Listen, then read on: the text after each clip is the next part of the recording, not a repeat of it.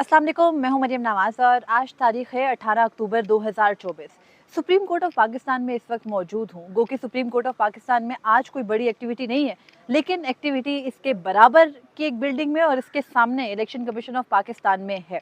Election commission of Pakistan जिस पर हुकूमत इस वक्त तकिया करके बैठी है। गुज़िश्ता रात मैंने आपको काफ़ी तफसील से बताया कि इलेक्शन कमीशन ऑफ पाकिस्तान के गुज़िश्ता रोज़ के इजलास में क्या हुआ था। इलेक्शन कमीशन ऑफ पाकिस्तान क्या मखसूस नशिस्तें हुकूमत को देने जा रही है या नहीं, ये एक बहुत बड़ा सवालिया निशान है। इलेक्शन कमीशन का इजलास होना था सुबह 11:30 बजे। अब तक वो इजलास नहीं हुआ, बल्कि अब से शायद कुछ देर पहले वो शुरू हुआ है और उस इजलास में ये तय होगा कि क्या election commission of Pakistan supreme court के 12 जुलाई के फैसले की खिलाफ वर्जी कर सकता है या नहीं। इस व्लॉग में हम ये बात करेंगे कि हुकूमत जो अब ये दावा कर रही है कि उनके पास मौलाना को माइनस करके भी नंबर पूरे हैं, और ये दावा उन्होंने गुज़िश्ता रोज़ किया। उस दावे के बाद हमने देखा कि क्या कुछ हुआ।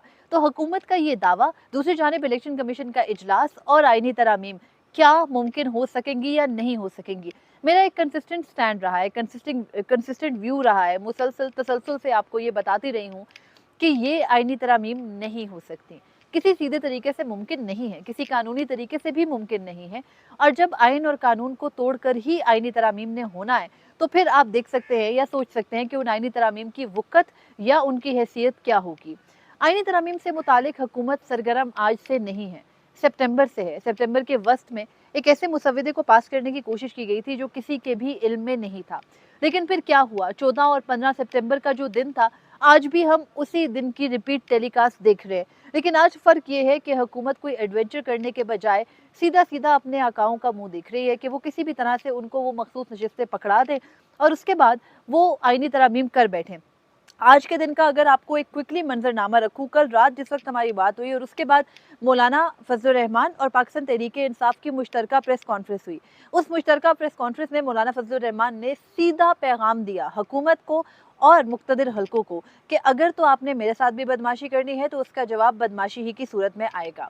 तो मौलाना का अपना पार्टी का एक बंदा उठा लिया गया, यानी हाजी अब्दुल शकूर को गायब कर दिया गया, और उसके बाद मौलाना फजलुर रहमान के घर हाजी अब्दुल शकूर के बच्चे मौजूद थे, जो कि मौलाना की ही पार्टी के रुकन है, मेंबर असम्बली हैं। और उसके बाद मौलाना फजलुर रहमान के अपने अरकान असम्बली के बारे में भी ये खबर सामने आई कि उनको भी ब्लैकमेल किया जा रहा है, उनको प्रेशराइज किया जा रहा है। मौलाना फजलुर रहमान हमें पिछले तमाम तर जो मौके थे उनसे इस मरतबा बहुत ज़्यादा एग्रेसिव दिखाई दिए, क्योंकि मौलाना फजलुर रहमान को ये शायद नहीं लगा था कि अगर पीटीआई को एक तरफ डराया धमकाया जा रहा है, बीएनपी मैंगल के मेंबरान को धमकाया जा रहा है, तो उनको ये उम्मीद नहीं थी कि उनके मेंबरान तक भी ये आग पहुंचेगी, क्योंकि वो हुकूमत के साथ खुश असलूबी से अपने मामलात तय कर रहे थे, हुकूमत के साथ उनकी गुफ्तगू चल रही थी। अब मसला क्या है, यहाँ एक बहुत सीधा सा मसला है। हुकूमत तो कर नहीं रही ना आईनी तरामीम कहीं और से इंस्ट्रक्शंस आ रही हैं। पहले आईनी तरामीम का जो है वो हमने देखा कि एक नई आईनी अदालत बनाने से मुतालिक मुसवदा था, उसमें फ़ौजी अदालतों का भी मामला था, उसमें आर्टिकल 8 के अंदर हर शख्स की सिक्योरिटी को भी कंप्रोमाइज़ करने का मामला था। मौलाना उस पर नहीं माने। मौलाना फजलुर रहमान ने जितना कंसिस्टेंटली, शायद मैंने ये कहा होगा कि ये तरामीम नहीं हो सकती, उतने ही कंसिस्टेंटली मौलाना ने भी ये बात की है कि जब तक वो पुराना मुसवदा है वोट नहीं हो सकता, मौलाना वोट नहीं देंगे। यहाँ पर एक खबर आपके सामने रखती हूँ। जो मुक्तदिर हल्के हैं ना हमारे, जो हमारी फौजी इस्टेब्लिशमेंट, वो ये चाहती है कि वो ड्राफ्ट जो मौलाना फजलुर रहमान के ज़ुबान में एक रात में, आधी रात में काले लिफाफे में उनके सामने आया था, फौजी इस्टेब्लिशमेंट उस ड्राफ्ट से पीछे हटने को तैयार नहीं है। हुकूमत की ये सारी गुफ्तो-शनीद, हुकूमत की ये सारी खसूसी कमेटी, और फिर खसूसी कमेटी के अंदर ज़ेली कमेटी, फिर इधर मुशावरत उधर मुशावरत, ये सब कुछ एक नज़र के धोखे के सिवा कुछ भी नहीं है। वो आंखों में धूल झोंक रहे हैं आपकी, मेरी, आवाम की, सिर्फ इस पूरे प्रोसेस को जमहूरी दिखाने के लिए। अगर सच आपके सामने रखूं तो वही ड्राफ्ट है जिसको तोड़ मरोड़ के कल एक और जो नया ड्राफ्ट सामने आया, उसमें सिर्फ पुराने ड्राफ्ट की एक बेहतर शक्ल थी। अगर आईनी अदालत का क़याम नहीं हो रहा तो एक पूरी जो है वो आईनी डिवीजन बनाई जा रही है सुप्रीम कोर्ट ऑफ पाकिस्तान के अंदर। उस डिवीजन का तरीक़ेकार, उसको बनाने का तरीक़ेकार हुकूमत के हाथ में रख दिया गया है। यानी आइंदा अगर हुकूमत के मुकदमात आएंगे आईनी डिवीजन के अंदर, जो कि सुप्रीम कोर्ट के जजेस पर मुश्तमिल होगी, तो उसमें बेंच भी हुकूमत ही बनाएगी। मतलब ये कहाँ का इंसाफ है? ये तो फिर वही वाला जो हम मकूला रोज़ दोहराते हैं कि कोई भी अपनी कॉज में खुद जज नहीं बन सकता। एग्जैक्टली उसी को रिफ्रेश करके हम यहाँ भी अप्लाई कर सकते हैं। अब सवाल बार बार ये होता है कि क्या इलेक्शन कमीशन ये जुर्रत करेगा कि वो मखसूस नशिस्तें झोली में डाल दे मौजूदा हुकूमत की, क्योंकि कल से अभी तक ये माहौल बनाया गया, बताया गया, और मैं उस माहौल बनाने के पीछे वजूहात पर भी आती हूँ।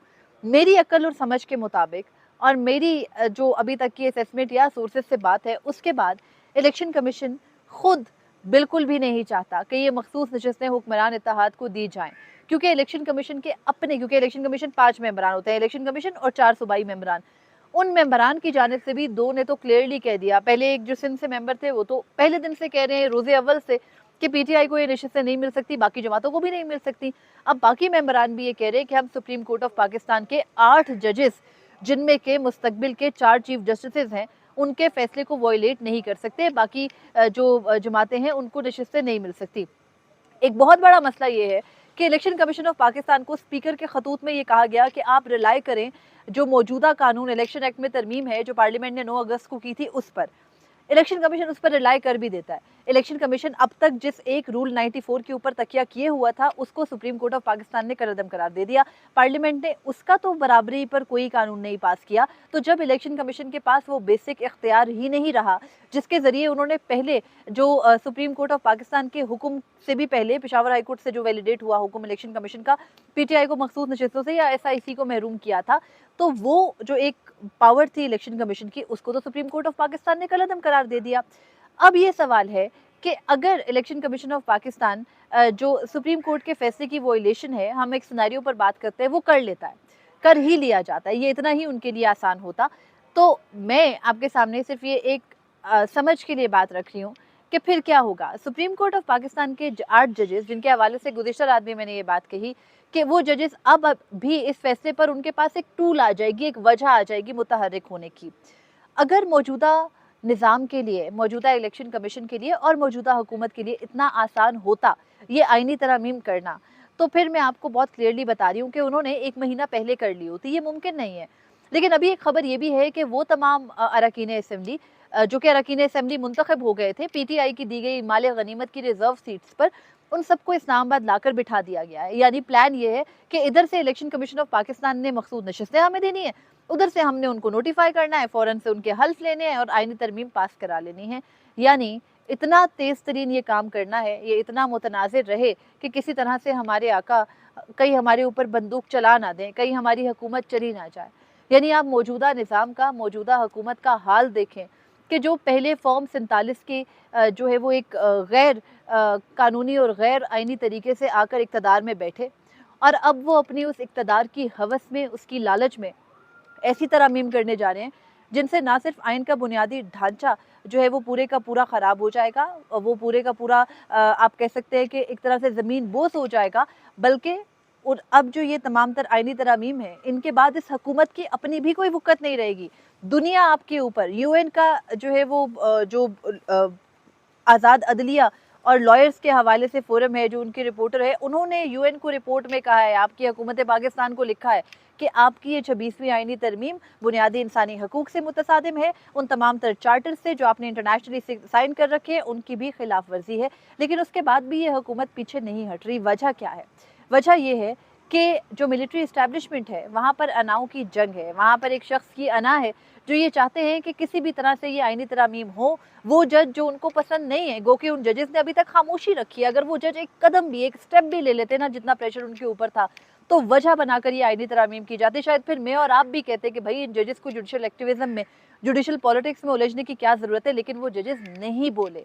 अभी तक उन्होंने कुछ भी ऐसा नहीं किया, कोई भी गैर कानूनी इकदाम नहीं किया, कोई गैर ज़रूरी ऑर्डर्स पास नहीं किए, कोई गैर ज़रूरी रिमार्क्स नहीं दिए, किसी जगह पर अननेसेसरी अपने लिमिट से बाहर निकलकर एक स्टेप भी आगे नहीं गए, क्योंकि उनके दरमियान ये तय पाया था उस जजेस के इजलास में, जिसके हवाले से आपको खबर पहले भी दी थी कि हमने कोई वो हरकत नहीं करनी जिससे हम मुतनाज़े हों या मौजूदा निज़ाम को वो वजह मिले कि वो हम पर मज़ीद प्रेशर डाले। तो उन जजेस ने तो कोई एडवेंचर नहीं किया, वो तो यहाँ बैठकर आपके तमाम तर गैर कानूनी इकदामात के बावजूद काम करते रहे। तो उसके बाद ये सवाल करना, चीफ जस्टिस काजी फरीद ईसा को बचाने से ये गेम शुरू हुई थी और अब जस्टिस मंसूर अली शाह को हटाने पर आ गई है, और उसके बाद भी ये निज़ाम बस नहीं करके दे रहा।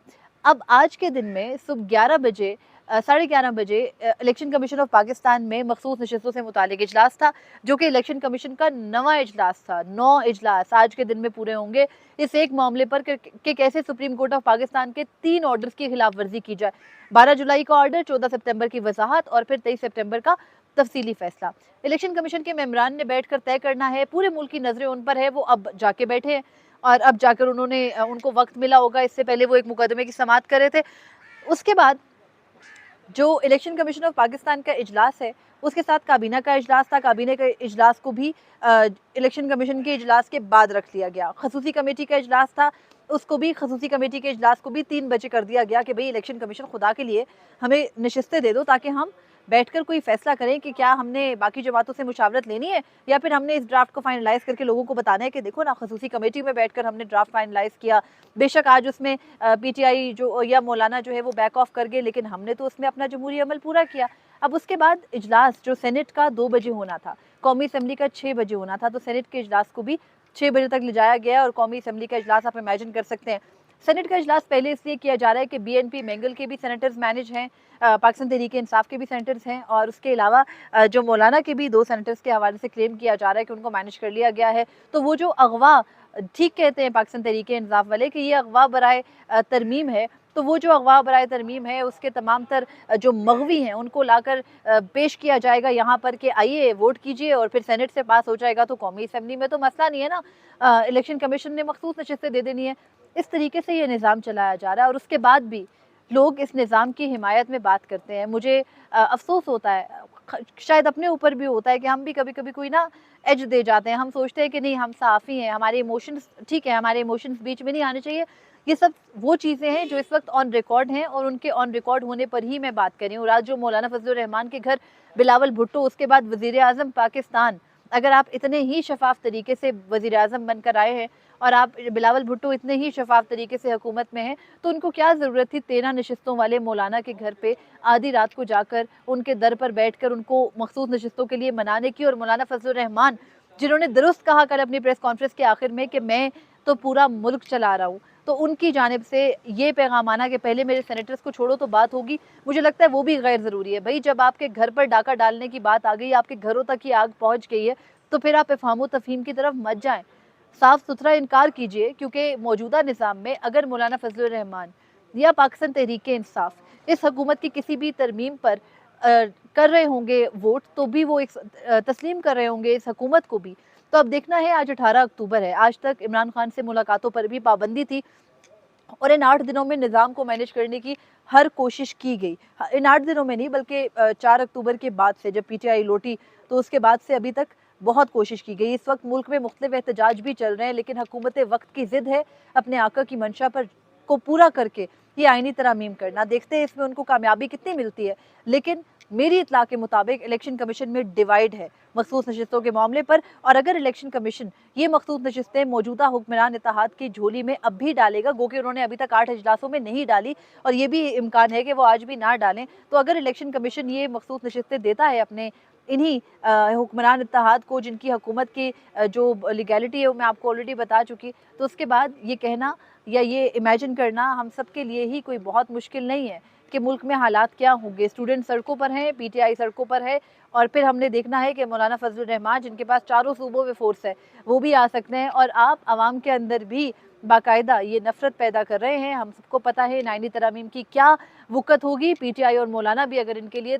2 इंच भी आगे चलकर रजामंदी जाहिर करें तो वो मौजूदा हुकूमत की साख्त को तस्लीम करें। लेकिन मैंने आपको गुज़िश्ता रोज़ भी बताया, अब भी बता रही हूँ, मौलाना फजलुर रहमान की एक ज़िद है, एक तो उनके सेनेटर छोड़े जाएं, ये मामला तो कल बना, लेकिन वो कहते हैं कि पहले अगले चीफ जस्टिस का नोटिफिकेशन करें और उसके बाद हम देखेंगे कि मामलात को कैसे आगे बढ़ाना है, क्योंकि पर्सन स्पेसिफिक कुछ भी नहीं होना चाहिए। अगले चंद घंटे बहुत डिसाइसिव है, मजीद तफसीलात साथ साथ आपके सामने रखूंगी।